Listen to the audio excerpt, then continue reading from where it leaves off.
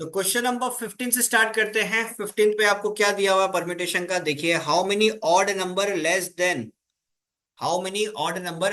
4000 may be form with the digit 1 2 3 4 and 6। 1 2 3 4 and 6। यहाँ पे थोड़ा सा आप लोग ध्यान देना, क्वेश्चन बोल क्या रहा है, how many odd number form हो सकता है, ठीक है। बिल्कुल भी ये लोग मेंशन नहीं किया है कि 1 2 3 4 6 से कितना 3 डिजिट नंबर का ऑड नंबर फॉर्म कर सकता है आप, कितना 2 डिजिट नंबर का ऑड नंबर फॉर्म कर सकता है, कितना 4 डिजिट का ऑड नंबर फॉर्म कर सकता है। ऐसा ये लोग मेंशन नहीं किया, ये लोग सीधा सीधा बोल रहे हैं कि how many odd number can you form, ठीक है, लेस देन 4000, डिजिट यूज करना 1 2 3 4 एंड 6।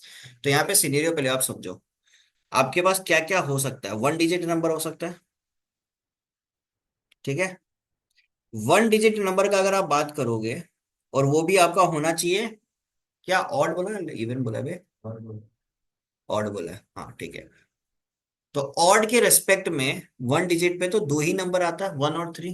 तो इसका मतलब total number of 1 digit odd number कितना होगा, 2। क्लियर। 2 डिजिट का अगर बात करेंगे,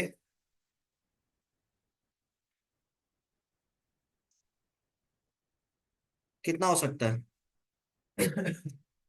1 2। ये दो में से कोई भी एक नंबर इधर आ जाएगा, बोलो। क्लियर। दो में से कोई भी नंबर इधर आ सकता है।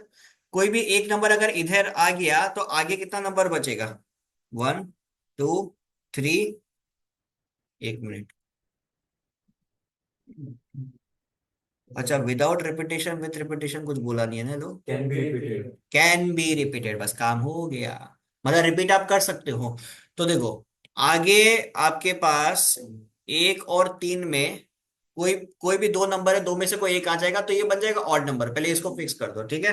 अब रिपीट हो सकता है, इसका मतलब एक्चुअल में अब आपके पास कितना नंबर अवेलेबल है, 5 नंबर। तो इस जगह पे पांचों में से कोई भी एक नंबर आएगा, 5P1।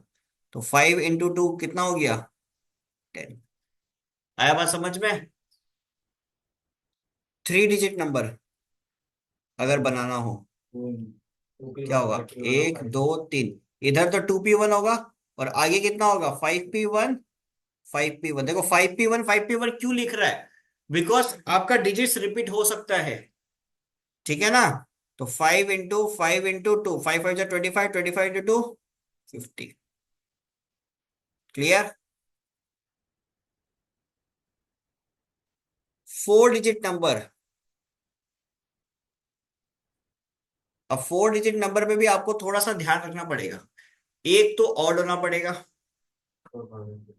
तो इसको तो चलो 2P1 बना दिया। क्लियर है थी ये चीज, कोई दिक्कत। एक तो ये आपका ऑड होना पड़ेगा, अब दूसरा 4000 से छोटा होना पड़ेगा, समझना इस चीज को। 4000 से छोटा होना पड़ेगा। तो इसका मतलब इस जगह पे कौन नहीं आ सकता, 4 और 6 नहीं आ सकता। मतलब जो फर्स्ट प्लेस है ना, यहाँ पे 4 और 6 नहीं आ सकता। तो कितना नंबर आ सकता, बचा कितना आपके पास, 3। तो इसका मतलब आप क्या लिखोगे, 3P1। बोलो कोई दिक्कत इसमें। हाँ या ना भाई, नहीं समझ में आ रहा बिंदास पूछो, कोई इशू नहीं है। यहाँ पे आगे हम 3P1 क्यों लिख रहे हैं, 4 डिजिट नंबर पे लेस देन 4000 बनाना। आगे सोचो, अगर हम 4 लगा दिया तो 4000 से बड़ा हो जाएगा ना। तो आगे वाला जो डिजिट है उस पे 4 और 6 नहीं होना चाहिए। 4 और 6 को हटा दो, रिमेनिंग कितना डिजिट बचा तुम्हारे पास, 1 2 3, 3। तो 3 में से कोई एक डिजिट लगा दो, 3P1। लेकिन बीच में तो कोई भी 5 में से डिजिट बैठ सकता है। तो 5P1 और 5P1 कितना हो जाएगा, 3 × 5 × 5 × 2, 5 5 जा 25, 25 × 2 50, 50 × 3 150। तो टोटल नंबर कितना हो जाएगा, 2 + 10 + 50 + 150। तो 150 + 50 200, 210, 212। बोलो कोई दिक्कत किसी को। ये था क्वेश्चन नंबर 15। किसी को किसी भी प्रकार का इशू, कुछ कहीं ना कहीं तो मिसिंग है। क्वेश्चन नंबर 17 पे आ जाओ। 17 पे आपको क्या दिया हुआ देखो, there are 30 station on a railway line. How many different kinds of single first class tickets must be printed so as to enable a passenger to go from one station to another. 30 station है on a railway line, ठीक है ना। कितना single first class ticket different बोल दिया, मतलब कोई इंसान एक में जा रहा तो दूसरा में नहीं जाएगा, ठीक है। तो पहला केस में अगर कोई इंसान एक में चला गया, दूसरा में जाने का टोटल पॉसिबिलिटी कितना होगा? बस ये तो चाहिए। 13 to 29 total number of ways कितना हो जाएगा? 800। ये तो बहुत आसान क्वेश्चन दे दिया, इतना क्वेश्चन करने का। There are 30 station on a railway line, एक रेलवे लाइन पे 30 स्टेशन है, ठीक है। How many different kind of single first class ticket must be printed so as to enable a passenger to go from one station to another. One station to another, एक से दूसरे पे जाना है, तो एक स्टेशन पे जाने के लिए उसके पास कितना पॉसिबिलिटी है? 30, ठीक है। 30 में से कहीं पे भी वो जा सकता है। किसी एक पे अगर वो चला गया तो उस पे दूसरा पे सेम स्टेशन पे वो दोबारा नहीं जा सकता। तो रिमेनिंग अब कितना पॉसिबिलिटी है उसके पास दूसरा स्टेशन पे जाने का? 29। तो 30 to 29 that will be 870 ways, ठीक है। 80 नंबर देखो। In how many ways can 5 men and 5 women be seated round a table? In how many ways can this be done if no two women sit together? Okay, round table का question हो गया। तो तुम्हारा तो circular permutation लगेगा इसके ऊपर। Circular permutation का कॉन्सेप्ट तुम लोग का बुक में है? 5 factorial into 5 factorial होगा। हाँ हाँ। फाइव की वन नहीं, सर्कुलर परम्यूटेशन का कॉन्सेप्ट ही अलग है रे बाबा। है। सर्कुलर परम्यूटेशन है। सर्कुलर परम्यूटेशन होगा। चलिए लिख लो पहले, सर्कुलर परम्यूटेशन का एक कॉन्सेप्ट लिख लो।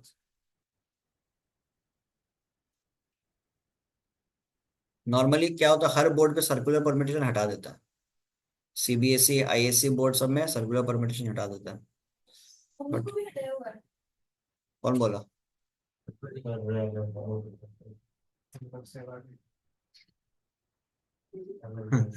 तो लोग सेवा क्या है ना, कुछ भी हो सकता है।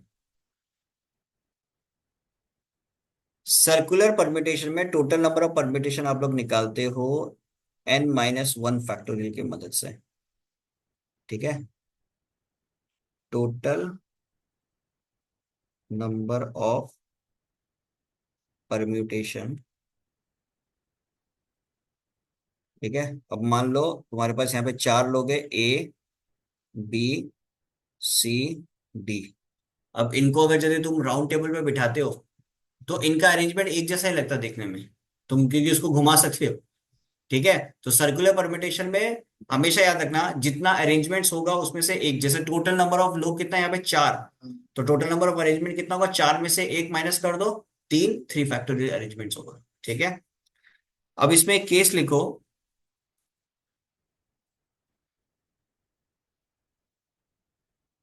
If clockwise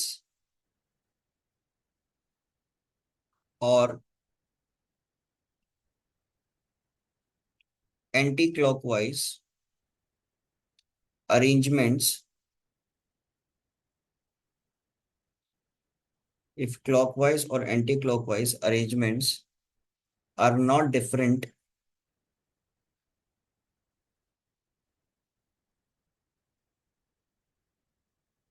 then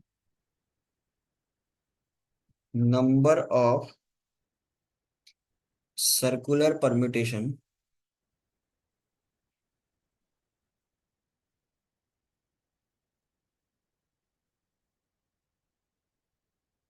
of n different things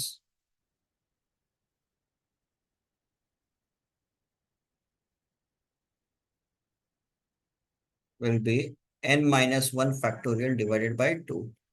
for example सोचो कि एक नेकलेस है, नेकलेस में बहुत सारा बीड्स लगाओ, बीड्स मतलब स्टोन लगा हुआ है, ठीक है ना। ये एक नेकलेस है, इसमें बहुत सारे स्टोन्स लगा हुआ है। अब इसको तुम राइट से देखो या लेफ्ट से देखो, दोनों सेम है।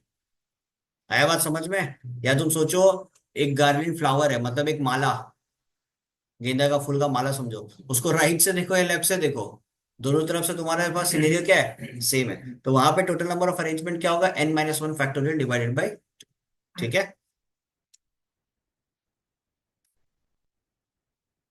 अब ये क्वेश्चन पे फिर से आ जाओ, क्वेश्चन क्या बोला था मेरे को? चेक करते एक बार।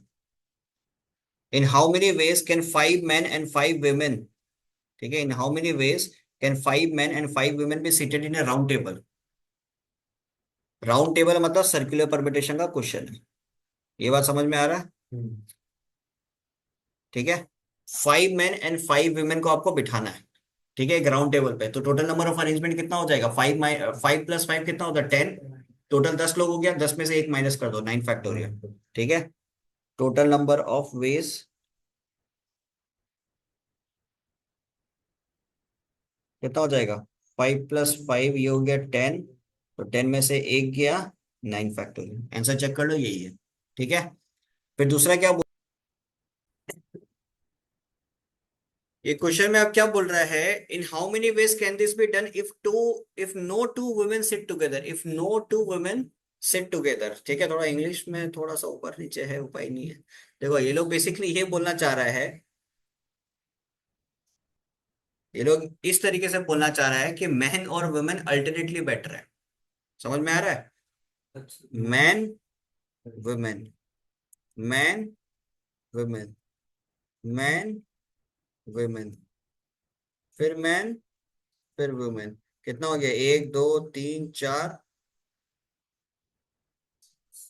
ऐसे बिठाना चाह रहा है। ठीक है। तो इसमें आप क्या करो, पहले आप मैन सबको बिठा दो। मैन सब कितना है तुम्हारे पास? 5। सबको एक एक जगह फिक्स करवा दो। तो 5 जगह इनके लिए फिक्स हो गया। तो कितने तरीके से बैठ सकते हो? 5 फैक्टोरियल बेस में। अब बोले कि no two women sit together, तो जितना भी वुमेन है इन सबको मैन के बीच बीच में डालते रहो। ठीक है। अब मैन के बीच इसमें डालते रहेगा, तो टोटल कितना होगा? 5 वेज। ठीक है। लेकिन सर्कुलर परम्यूटेशन तो एक माइनस करना पड़ेगा, तो कितना हो जाएगा? 4 फैक्टोरियल। देखो, एक को तो फिक्स करना पड़ेगा ना पहले, तभी तो दूसरा को बिठाएगा। उल्टा भी तुम कर सकता है, पहले वुमेन को बिठा दो। आया बात समझ में? उसके बाद में मैन को डालना शुरू करो, तो एक माइनस हो जाएगा। एक को फिक्स करना पड़ेगा। ठीक है। तो कितना हो जाएगा? 120 × 4 फैक्टोरियल का 24, 2880। क्लियर है? क्वेश्चन होना चाहिए था कि जो तुम्हारा मैन और वुमेन है वो अल्टरनेटली बैठा हुआ है। ठीक है। हालांकि no two women sit together actual में, इसको अगर यदि हम लोग समझने जाएं तो ये इस तरीके से हो गया, दो वुमेन को एक साथ नहीं बिठाना है।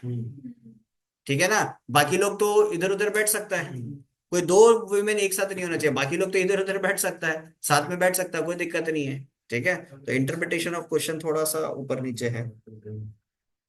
नेक्स्ट 18 का 2 देखो।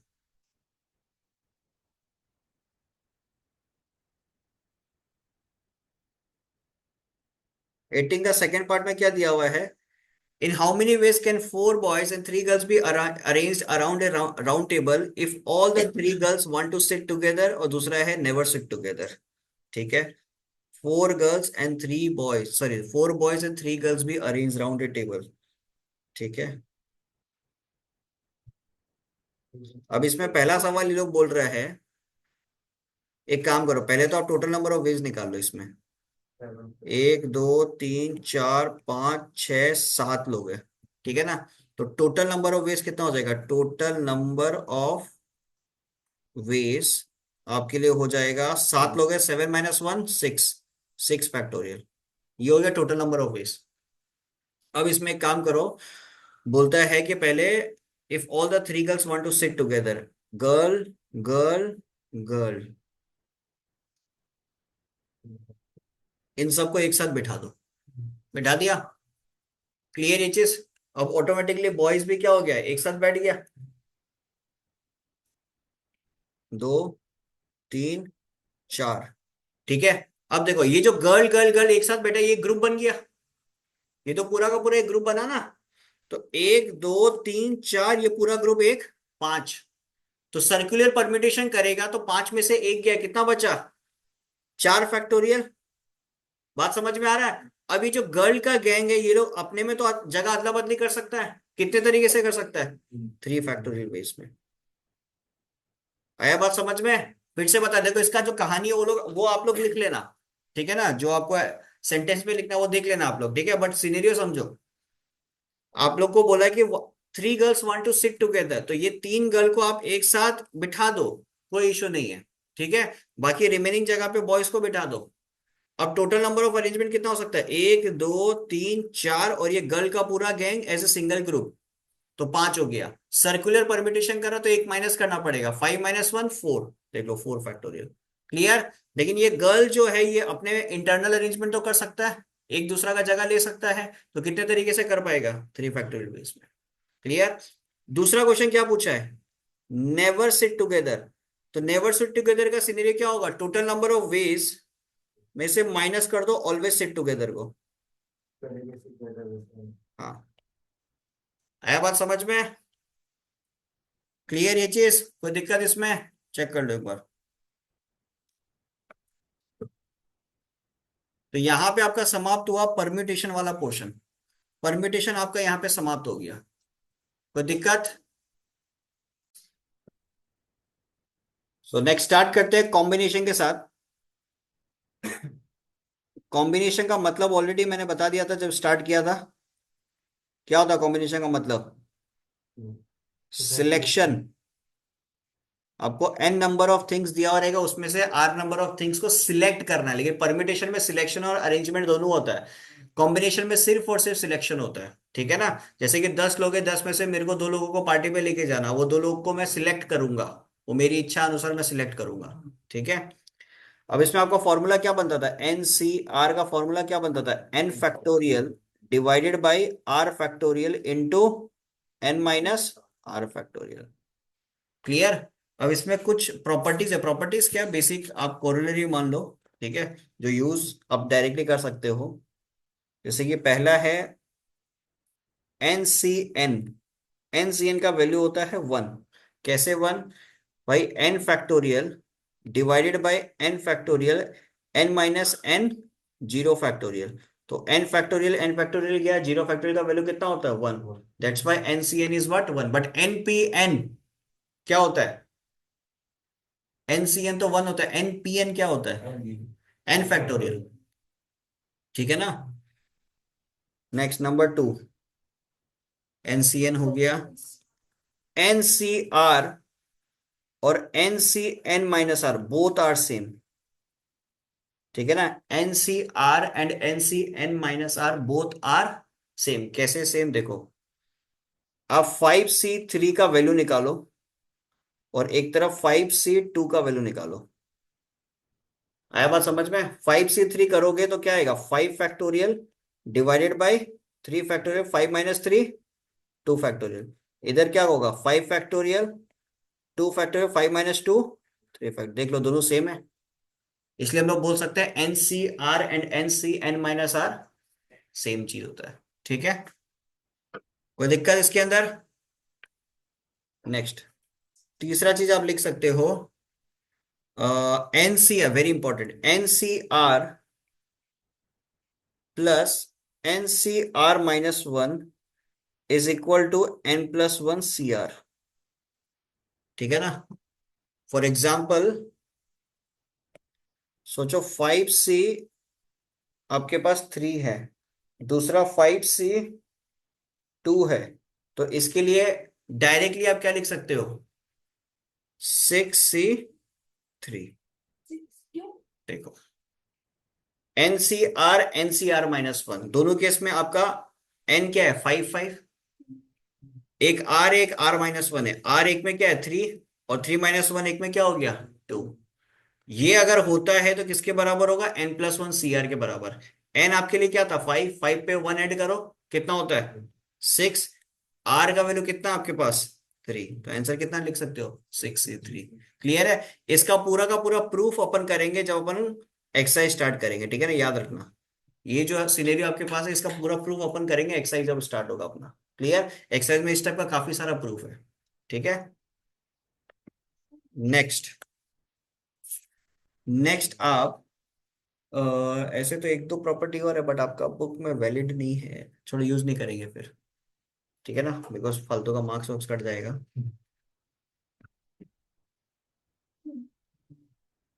एक्सरसाइज पे आ जाओ, एक्सरसाइज 2.2 बी का पहला क्वेश्चन देखो।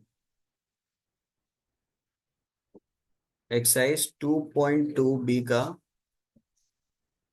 पहला क्वेश्चन देखो। पहला क्वेश्चन आपको बोला है find the value of 7c3। Simple एकदम। 7 फैक्टोरियल डिवाइडेड बाई 3 फैक्टोरियल, 7 - 3 4। ये बात समझ में आ रहा है ना, फॉर्मूला लगा दिया सीधा। तो कितना हो जाएगा 7 × 6 × 5 × 4 factorial divided by 4 factorial. 3 factorial का वैल्यू कितना हो गया 3 × 2 × 1। तो ये खत्म, ये खत्म, आंसर कितना आ गया 35। कोई दिक्कत? इजी। नंबर 2। नंबर 2 पे आपको दिया हुआ है NP3 336 के बराबर। आपको निकालना है NC3। ठीक है। NP3 आपको कितने के बराबर दिया हुआ है 336 के बराबर। आपको निकालना है NC3। तो एक चीज देखो, NC3 अगर आपको दे के रखा है, ठीक है, NC3 के लिए आप क्या लिख सकते हो N factorial divided bye 3 factorial और N - 3 फैक्टोरियल। ठीक है।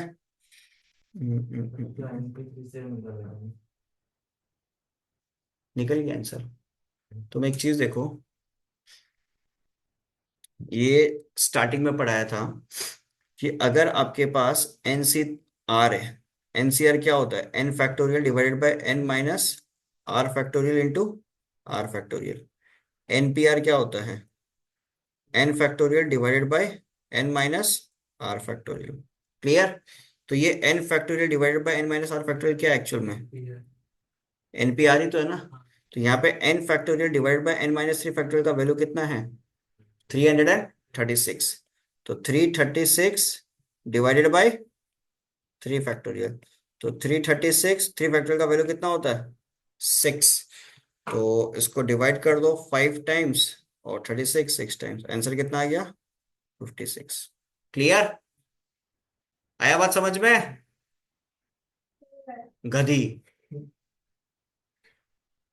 ध्यान तुम्हारा रहेगा नहीं है। यहाँ पे हम क्या लिखा है NCR को आप लिख सकते हो N factorial divided by N - R factorial. ठीक है। NPR को आप लिख सकते हो N factorial divided by N - R factorial.